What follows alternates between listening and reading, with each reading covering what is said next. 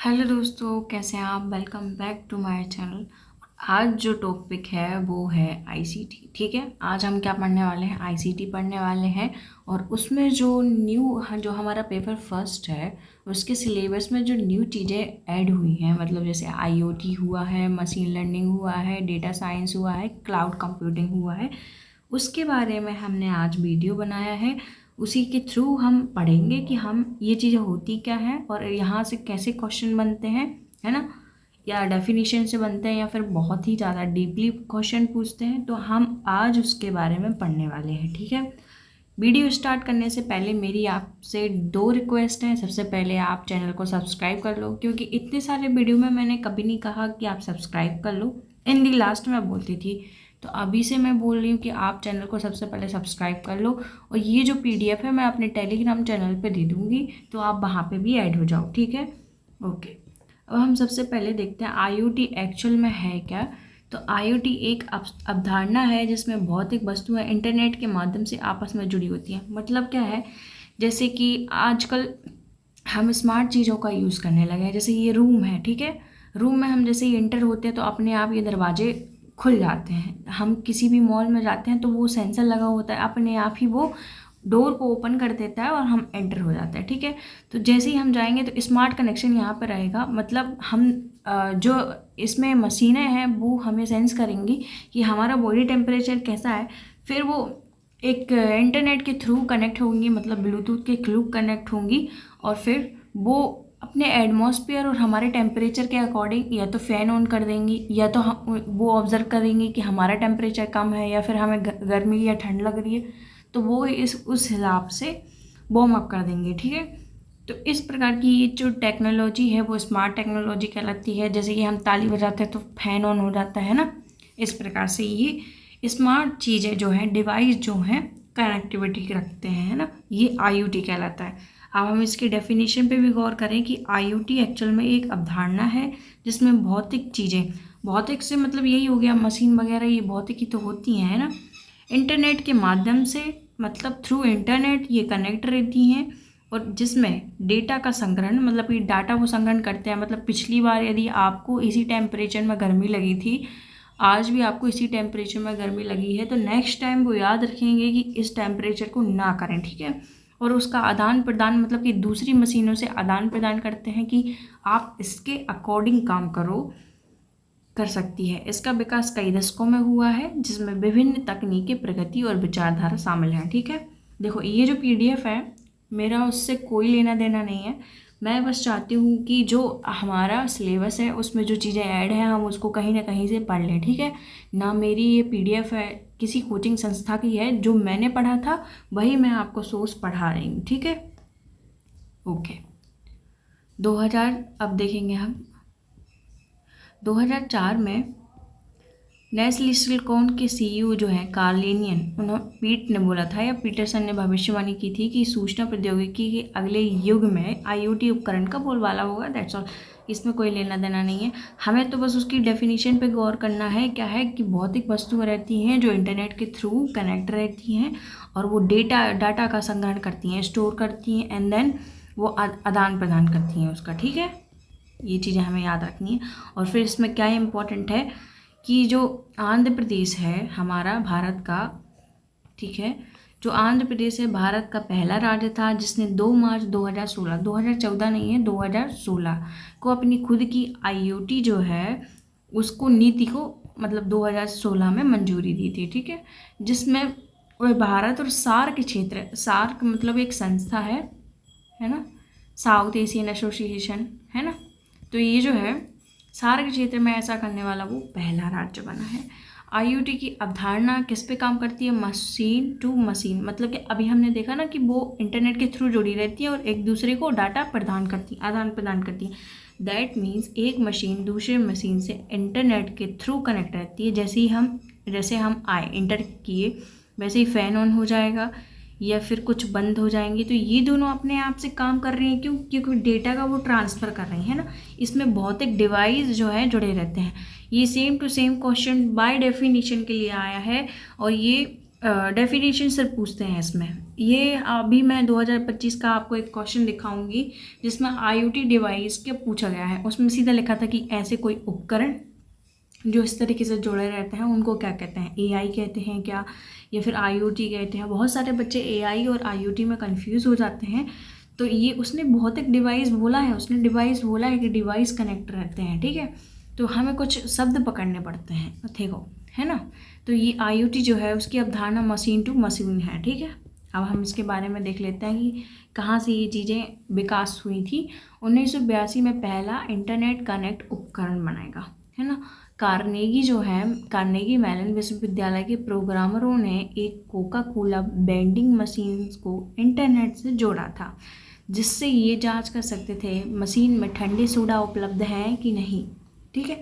मतलब कि हमें स्क्रीन पे दिख जाएगा कि जो अभी कोको कोला अवेलेबल है वो ठंडे हैं या गर्म है, और हमें गर्मी लग रही है तो हमें ठंडे चाहिए। इस प्रकार से ये चीज़ें स्टार्ट हुई थी। सबसे पहले इसका परीक्षण कोको कोला उस पर किया गया था, ठीक है। अब देखो 1990 में क्या हुआ था कि पहला IoT उपकरण बनाया गया था। जॉन रोम्की ने एक टोस्टर को इंटरनेट से जोड़ा था, टोस्टर, जिसे कंप्यूटर के माध्यम से नियंत्रित किया जा सकता था। पहला उपकरण था जिसे इंटरनेट के माध्यम से संचालित भी किया गया। उसमें तो प्रयोग बस किया गया था, इसमें संचालित कर ही दिया गया था, ठीक है। अब ये देखो, ये देखो 1999 में केविन एस्टन द्वारा शब्द की प्रस्तुति की गई थी इसमें। इंटरनेट IoT शब्द 1999 में किसने लिया है, केविन एस्टन ने। ये क्वेश्चन भी आ सकता है कि IoT जो शब्द है सबसे पहले किसने दिया है, तो केविन एस्टन ने। और कब दिया है, 1999 में, ठीक है, ओके। जो RFID मतलब रेडियो फ्रिक्वेंसी आइडेंटिफिकेशन तकनीक और इंटरनेट को आपस में जोड़ने के विचार के साथ आए हैं, और यह 2010 के दशक में तेज़ी से लोकप्रिय हुआ, ठीक है।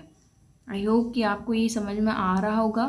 देखो जैसे अपन रेफ्रिजरेटर से जोड़ते हैं, 2000 में इंटरनेट से जुड़ा रेफ्रिजरेटर, ये फ्रिज जो है 2000 में जुड़ा था, है ना, fridge.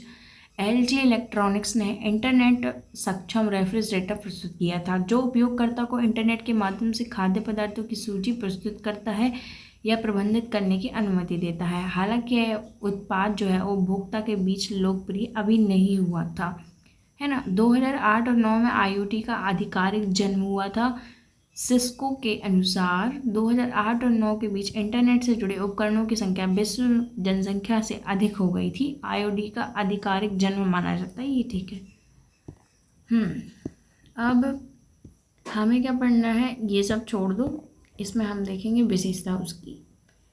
Scalability, connectivity, customisation, remote control, real time monitoring. देखो ये रियल टाइम मॉनिटरिंग मतलब कि वो रियल टाइम मतलब उसी टाइम पे ये चीज़ें हमें इन्फॉर्म करता है कि एक्चुअल में दिस कंडीशन हैपन, ठीक है। फिर इंटरऑपरेबिलिटी आदि शामिल है, ओके। इसके कंपोनेंट कौन कौन से होते हैं, देखो जैसे थिंक ऑफ डिवाइस, ये कोई डिवाइस है ना, वायरलेस या फिर ये वायरलेस या फिर नेटवर्क के थ्रू जुड़ी हुई है, ये गेटवे है। फिर क्लाउड, अभी देखो हम क्लाउड कंप्यूटिंग भी पढ़ेंगे। इसमें क्या यूज़ होगा इसका, ये जो डाटा उसने लिया है वो यहाँ पे स्टोर होगा, ठीक है। फिर जो डाटा है उसका वो क्या करेंगे, एनालिसिस करेंगे, है ना। मतलब कि जो डाटा है उसको विश्लेषण करेंगे कि इसमें ही जो ओनर है उसको दिक्कत हो रही है ये टेम्परेचर में, या फिर इसमें उसको दिक्कत नहीं हो रही है, तो उसका एनालाइज करेंगे। और फिर ये जो मैसेज है यूज़र इंटरफेस को देंगे, मतलब हमें देंगे, ठीक है। यूज़र इंटरफेस किसके थ्रू दे सकते हैं, मतलब मोबाइल के थ्रू दे सकते हैं, कंप्यूटर के थ्रू दे सकते हैं, इंटरनेट के थ्रू दे सकते हैं आपको, ठीक है। आई होप कि आपको ये कंपोनेंट समझ में आए होंगे। ये चित्र ही बहुत ज़्यादा इम्पोर्टेंट है ना, इसमें ही हमें सब समझ में आ सकता है, ठीक है।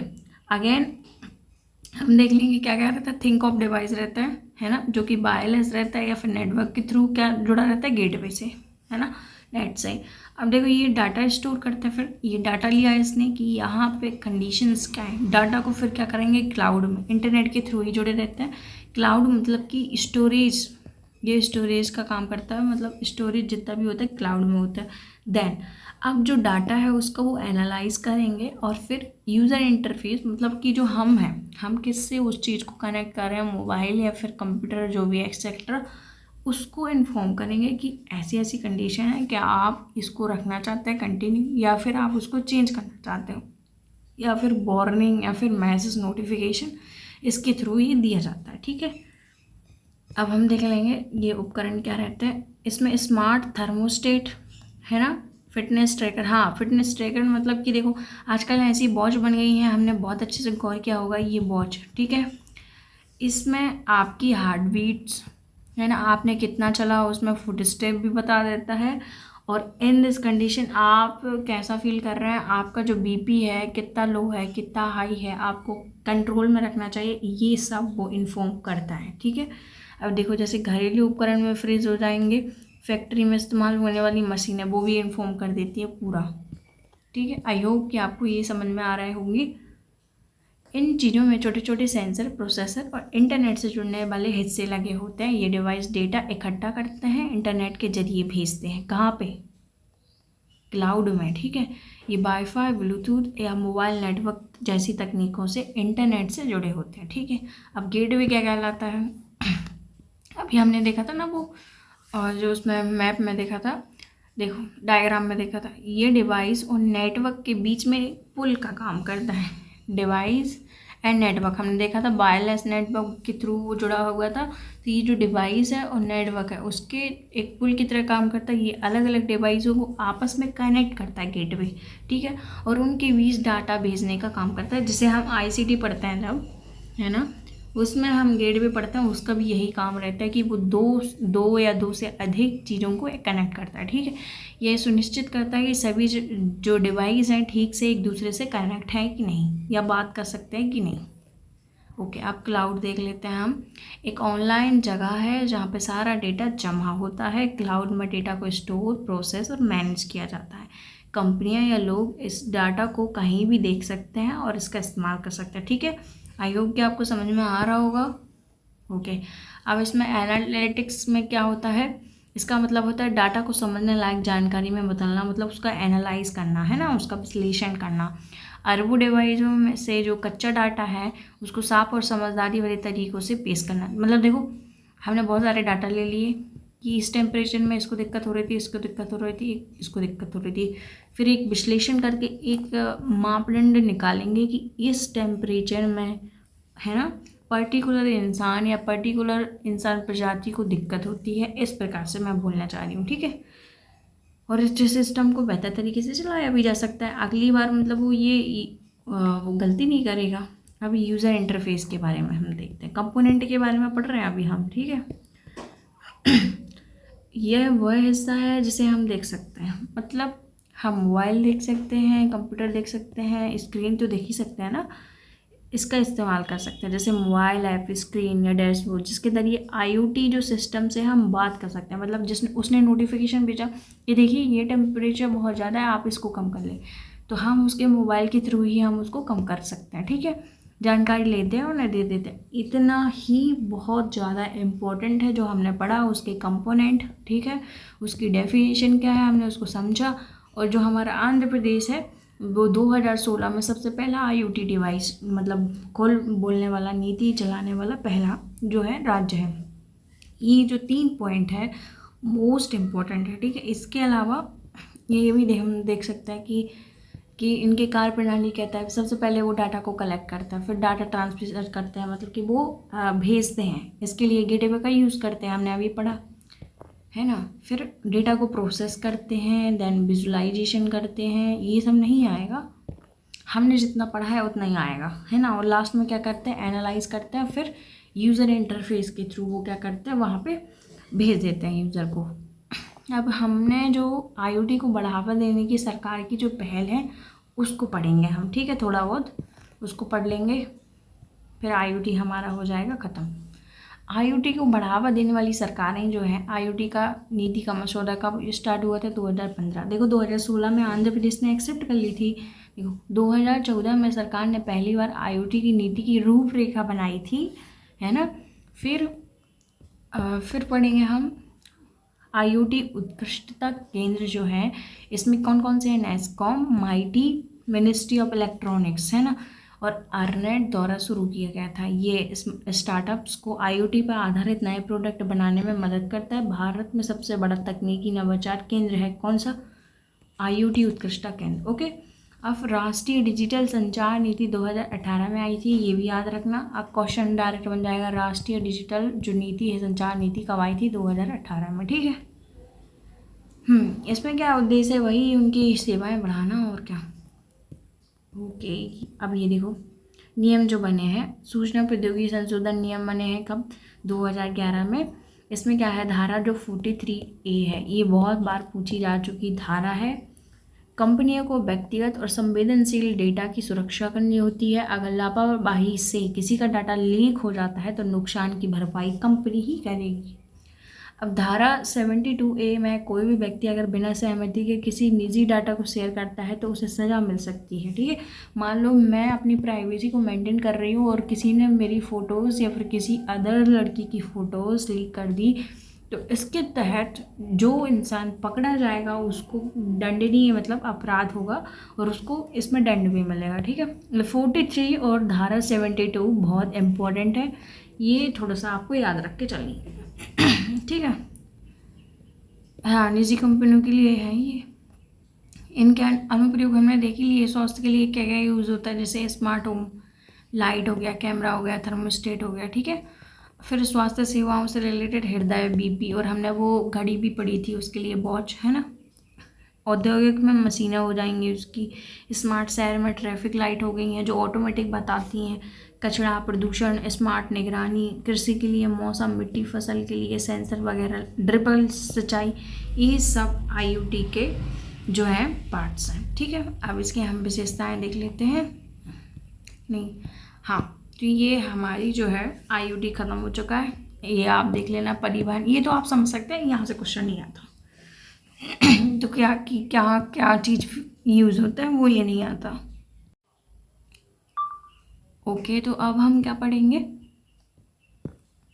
पर्यावरण निगरानी, ये सब हमने पढ़ लिया है। अब हम पढ़ेंगे सेकंड जो है क्लाउड कंप्यूटिंग, ठीक है। ये भी हमारे सिलेबस में दिया हुआ है तो हम इसके बारे में भी पढ़ेंगे। देखो अभी जो हमने IoT पढ़ा था उसमें क्या लिखा था? क्लाउड। इसका मतलब क्या होता है? स्टोर करना, स्टोरेज करना, किसी भी चीज़ को स्टोर करना, बस यही है। यही शब्द जो है आप पकड़ो कि हम किसी भी चीज़ को स्टोर कर सकते हैं कहीं भी और फिर उसका यूज़ कर सकते हैं, कहीं भी एक्सेस कर सकते हैं, ठीक है उसका। अब देखो क्लाउड कंप्यूटिंग का अर्थ होता है डिजिटल डेटा संग्रहण। संग्रहण मतलब क्या होता है? स्टोर। शब्दों को पकड़ो, आंसर आ जाएगा। ये दरार से है। यह तकनीक जो रहती है, जो नेटवर्क आमतौर पर इंटरनेट पर आभासी मतलब वर्चुअल, ठीक है, संसाधनों को उपलब्ध कराती है। वर्चुअली मतलब जैसे हार्ड कॉपी नहीं कराएगी, सॉफ्ट कॉपी ही आपको उपलब्ध करा पाएगी। इस तकनीक से कंप्यूटिंग डेटा एक्सेस से लेकर डेटा स्टोर का सारा काम किया जाता है। मतलब आपने जैसे वो कौन सा ऐप है जिसमें अपन डॉक्यूमेंट्स रखते हैं, वो अपने सॉफ्ट कॉपी उसकी रख दी। अब आप कहीं भी चले जाओ, कभी भी आपको डॉक्यूमेंट्स की ज़रूरत पड़ेगी, डिजी लॉकर है ना, डॉक्यूमेंट्स की ज़रूरत पड़ेगी तो आप वहाँ पे एक्सेस कर सकते हैं, उसको ले सकते हैं, यूज़ कर सकते हैं, ठीक है। ये एक्चुअल में क्लाउड कंप्यूटिंग होती है। हमारे मोबाइल में भी होता है और हमारे डिवाइस अभी जितने भी लेते हैं उसमें ये वाला जो है ऑप्शन रहता है, ठीक है।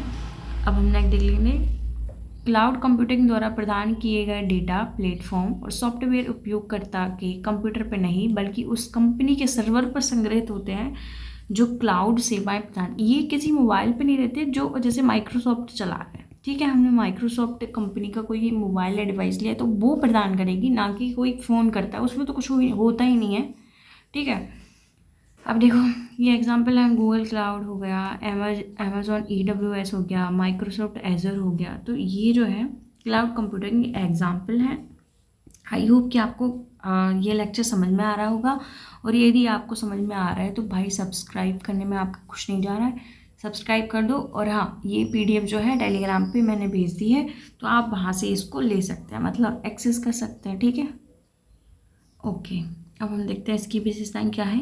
ये एक सेवा वितरण मॉडल है जिसमें इंटरनेट पर होस्ट की गई विभिन्न सेवाएं शामिल होती हैं। इसके द्वारा हम डेटा को क्लाउड पर स्टोर करते हैं, बहुत ही बड़े कंप्यूटर पर जिन्हें सर्वर कहा जाता है उसमें जमा होते हैं। मतलब कि देखो, जैसे आप कर रहे हो स्टोर, कोई और भी कर रहा होगा, तो ये क्या रहता है, एक बहुत बड़ा सर्वर होता है, उसमें सारी जानकारियाँ एकत्रित होती हैं। ठीक है, ओके। उदाहरण के लिए फेसबुक में हम फ़ोटो फाइल्स देखते हैं, ये सभी फ़ोटो फाइल क्लाउड में स्टोर रहती है, सबकी, आपकी बस नहीं। फिर क्लाउड कंप्यूटर को विकसित करने के लिए हार्ड डिस्क, डेटाबेस और सॉफ्टवेयर एप्लीकेशन का यूज़ किया जाता है। ठीक है, ओके। इस तकनीक में सेवाएं होती हैं निजी और सार्वजनिक दोनों प्रकार की। अब इसकी अन्य विशेषताएं क्या होती हैं? संसाधनों को एकत्रित करता है, ऑन डिमांड सेल्फ सर्विस है, मतलब कि जब भी हम डिमांड करते हैं कि हमें ये डॉक्यूमेंट चाहिए अभी, तो वो मिल जाता है। बड़े नेटवर्क तक पहुंच बनती है, हमारी उपलब्धता होती है, स्वचालित प्रणाली। ठीक है, आई होप कि आपको ये समझ में आ गया होगा। अब ये इसमें शामिल संसाधन कौन कौन से होते हैं? डेटा स्टोरेज, फाइलों और डेटा को ऑनलाइन सुरक्षित रखने की सुविधा। ठीक है, सर्वर क्या होता है? आवश्यकता अनुसार कंप्यूटिंग शक्ति प्रदान करने के लिए। ठीक है, डेटाबेस, डेटा को व्यवस्थित और प्रबंधित करने के लिए डेटाबेस होता है। नेटवर्किंग, संसाधनों और सेवाओं के बीच कनेक्शन बनाने के लिए। और एप्लीकेशन क्या होता है? विभिन्न सॉफ्टवेयर प्रोग्राम जिन्हें इंटरनेट के माध्यम से एक्सेस किया जाता है। तो ये कुछ उसके संसाधन है। ठीक है, ये नहीं पूछेंगे आपसे, तो बस क्या पूछेंगे कि उसको क्या कहते हैं, जिससे कि हम अपनी वस्तुओं, सॉफ्ट कॉपी, ठीक है, आभासी वस्तुओं को स्टोर कर सकते हैं। उसको एक्चुअल में क्या बोलते हैं? आईओटी बोलते हैं क्या? क्लाउड कंप्यूटिंग बोलते हैं क्या? मशीन लर्निंग बोलते हैं क्या? इस तरीके से क्वेश्चन आएंगे। इसमें 3 जो रहते हैं मॉडल रहते हैं। सार्वजनिक, मतलब जो चीज़ें सार्वजनिक रूप से उपलब्ध रहती हैं, जैसे हम कुछ चीज़ें रहती हैं, जैसे मैं बताऊँ, जैसे पीडीएफ है, ठीक है, वो हर कहीं अवेलेबल है। ठीक है, कोई नॉर्मल सी पीडीएफ है, जैसे भारत का राष्ट्रगान है, राष्ट्रगीत, ठीक है, अब मुझे वो डाउनलोड करना है, तो वो सार्वजनिक रूप से उपलब्ध है, सब ले सकते हैं उसको। ठीक है, और निजी क्या होता है? जैसे मेरी कुछ पीडीएफ है और मैंने बहुत मेहनत से उसको बनाई है और मैंने चाहती कि उसको मैं फ्री दूँ, तो आपको क्या करना रहेगा? आपको सम अमाउंट पे करना रहेगा और उसके बाद आप उसका एक्सेस पा सकते हो, ये कहलाती है। ठीक है, अब जैसे हाइब्रिड में क्या कहलाता है? उसमें ये दोनों इंक्लूड होती हैं। कुछ चीज़ें आपको फ्री मिल जाएंगी, कुछ चीज़ें आपको पैसे देके, जैसे कोई ऑनलाइन कोर्स रहता है उसी टाइप का, कुछ चीज़ें तो आपको फ्री मिलेंगी, कुछ चीज़ों में आपको पे करना पड़ेगा। ठीक है, ये चीज़ें होती हैं। मल्टी क्लाउड मतलब क्या होता है? इसमें बहुत सारी सेवाएँ होती हैं। हाँ, इसकी तकनीकी विजुअलाइजेशन होता है, सेवा उन्मुख होता है, सर्विस ओरिएंटेड होता है, हाँ, यूटिलिटी कंप्यूटर होता है। अब इसमें क्या है?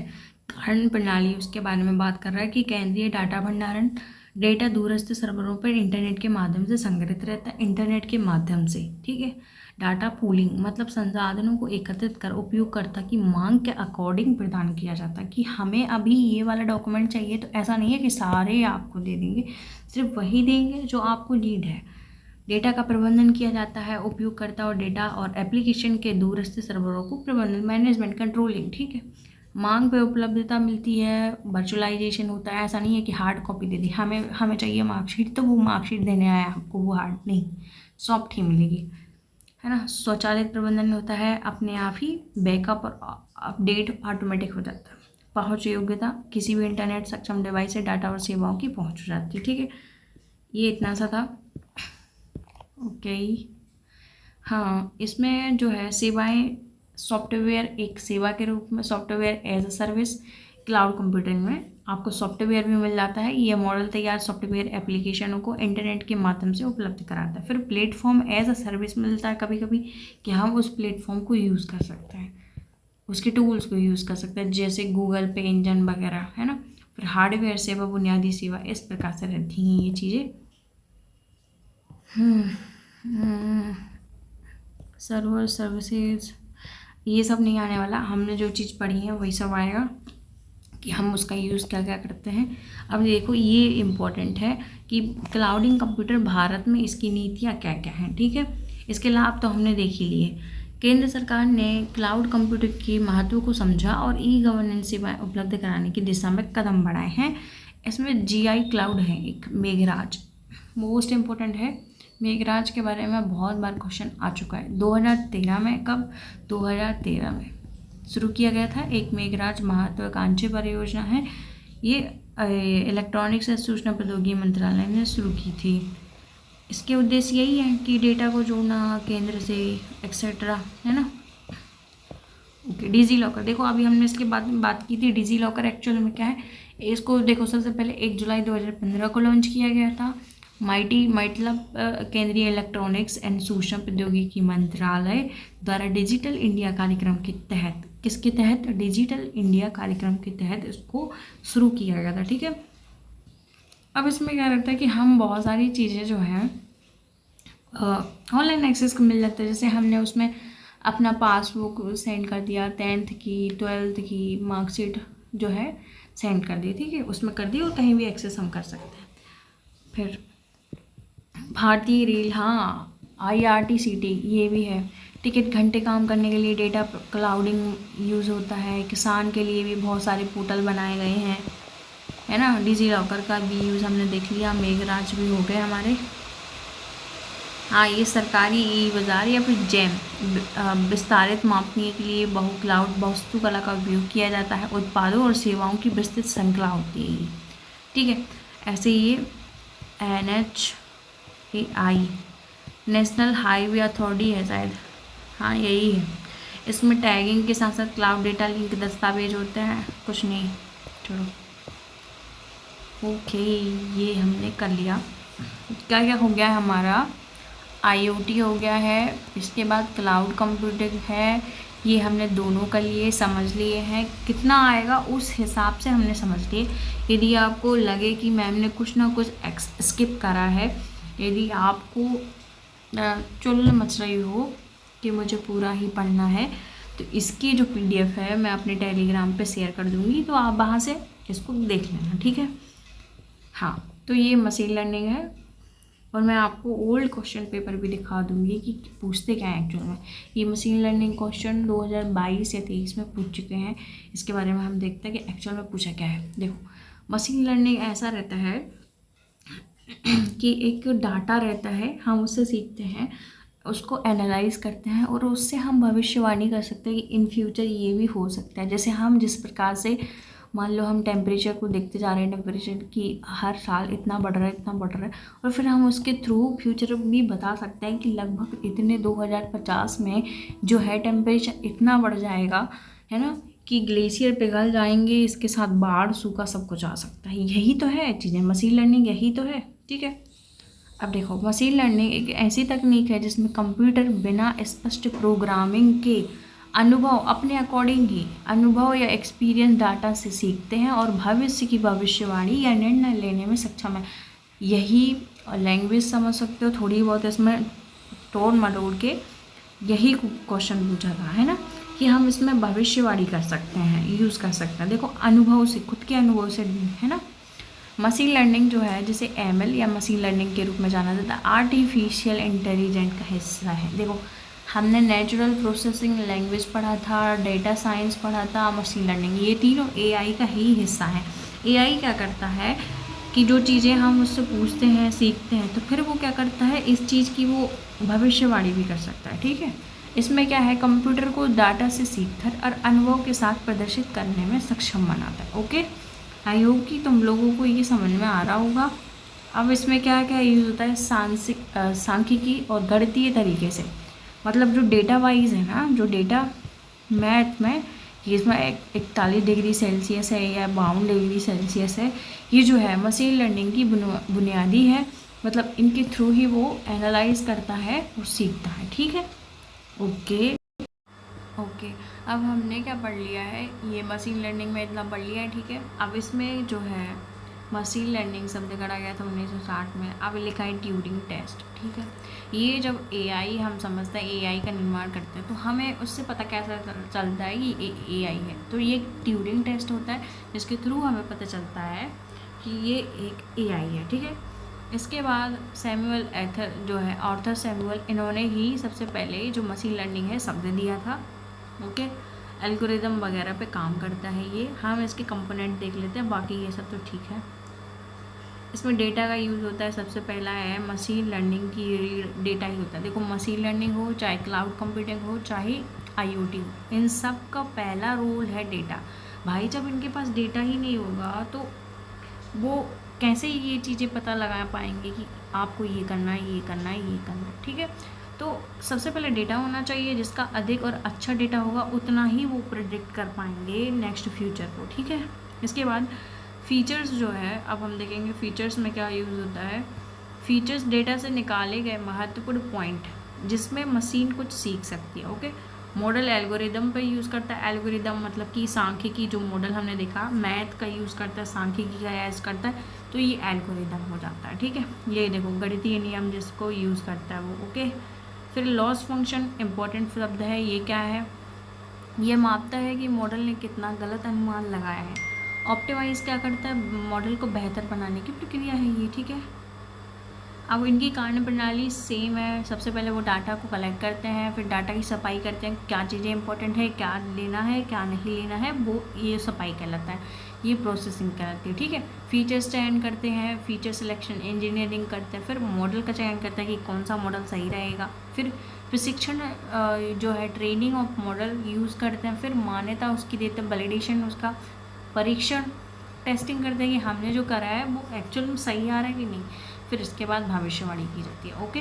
प्रिडिक्ट करता है कि अब ऐसा है, जैसे चैट जीपीटी वगैरह हुआ है ना, इमेज, भाषा या आवाज़ का प्रोसेसिंग करते हैं लोग, ठीक है। बिना लेवल के डाटा ग्रुप में बांटता है, के means cluster, support vector machine, ये कभी कभी आ जाता है कि इसका फुल फॉर्म क्या है, तो क्या है, सपोर्ट वेक्टर मशीन, ठीक है।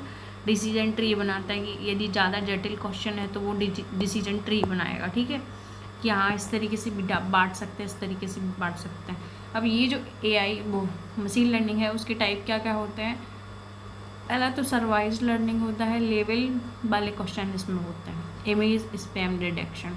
फिर अनसर्वाइज्ड जो है बिना लेवल के होते हैं, ग्राहक सेगमेंट के लिए। फिर सेमी सर्वाइज्ड होते हैं, कुछ लेवल और कुछ बिना लेवल के। फिर रीइंफोर्समेंट लर्निंग होता है, ट्रायल और एरर से सीखता है, मतलब रीइंफोर्समेंट मतलब दंड मिलता है यदि जैसे एरर है ना। रीइंफोर्समेंट होता क्या है, अच्छा करोगे तो अच्छा इनाम मिलेगा, बुरा करोगे तो उसमें दंड मिलेगा, ठीक है। तो ये ट्रायल और एरर से सीखता है, इनाम और दंड पर आधारित होता है। जैसे गेम्स हो गया, गेम्स में हम जीत जाते हैं तो एक स्टेज और मिल जाता है, नहीं जीतते तो फिर हमारे पॉइंट कम जाता है। ये इस प्रकार का ये जो है दंड है, ठीक है। आई होप कि आपको ये समझ में आ रहा होगा। और मशीन लर्निंग का यही उपयोग है, बोलने में काम करता है, हर चीज़ में ये मशीन लर्निंग ही है। आजकल धोखाधड़ी पहचान करता है कि भाई अमिताभ बच्चन की आवाज़ से कि हाँ आप 10 करोड़ जीत गए, तो ये भी मशीन लर्निंग ही है, वो ये धोखाधड़ी से बचाता है, उसकी पहचान करता है, ठीक है। स्टॉक ट्रेडिंग वगैरह, क्या खरीदना है, क्या बेचना है, प्रक्रिया है। सिफारिश में अमेज़ोन, नेटफ्लिक्स, मतलब जो चीज़ें हम देखते हैं रिलेटेबल वही नीचे आ जाती है स्क्रॉल करते करते। तो ये चीज़ें कहाँ से आती हैं, वो हम कुकीज़, मतलब जो हम देख रहे हैं वो चीज़ सेव होती जा रही है, उसको पता है। जैसे हम देखते जूते इधर हैं, वहाँ पे ऐड आ जाती है किसी और ऐप में, तो ये सब भी मशीन लर्निंग है, ठीक है, ओके। वो हमारी पहचान को एनालाइज करते हैं कि इसको एक्चुअल में पसंद क्या है, फिर वो हमें वही चीज़ें सजेस्ट करता है, ठीक है। अब data science is equal to machine learning ऐसा ही समझ लो, क्योंकि ये भी भविष्यवाणी करता है डेटा को यूज़ करके, ये भी एल्गोरिदम पर ही यूज़ होता है और ये एज अ सब्जेक्ट भी है इस पर, ठीक है।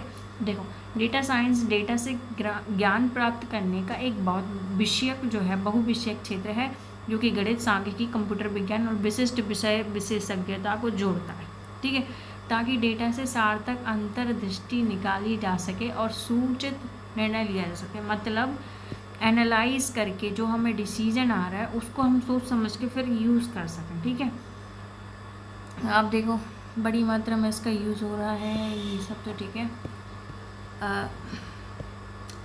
कुछ भी नहीं है, ये इसके घटक देख लो, वो same to same machine learning जैसा ही काम करती है। पहले डेटा को कलेक्ट करती है, डेटा क्लीनिंग करती है, डेटा एनालाइज करती है, एल्गोरिदम को यूज़ करना है, फिर देखो ये मशीन लर्निंग जैसा ये लिखा भी है, मशीन लर्निंग भविष्यवाणी या निर्णय लेने के लिए डाटा से कुछ सीखना। डेटा को विजुअलाइजेशन करती है, मतलब डेटा को ग्राफ या चार्ट या डैशबोर्ड में दिखाती है, ठीक है। फिर कम्युनिकेशन मतलब विश्लेषण को आसान भाषा में समझने के लिए रिपोर्ट या प्रेजेंटेशन देती है वो ये डेटा साइंस है, ओके। अब कहाँ कहाँ यूज़ होता है, जैसे ई कॉमर्स में हम देखें प्रोजेक्ट सिफारिश है कि अमेज़ॉन से है, फ्लिपकार्ट पे है, मतलब हम जो पसंद करते हैं यहाँ पे मिल जाता है। फिर स्वास्थ्य बीमारियों की भविष्यवाणी करना, दवा की कोई खोज करना, है ना, क्रेडिट स्कोर वगैरह, मनोरंजन के लिए नेटफ्लिक्स बनाया गया है, ये सारी चीज़ें डेटा साइंस के अंतर्गत आती हैं। ओके, इसके अलावा कुछ भी नहीं है ना। यही लिखा है कि 2035 तक हमारा भारत जो है अंतर्राष्ट्रीय स्टेशन बनाएगा, ये सब ठीक है, ये अलग टीचर है।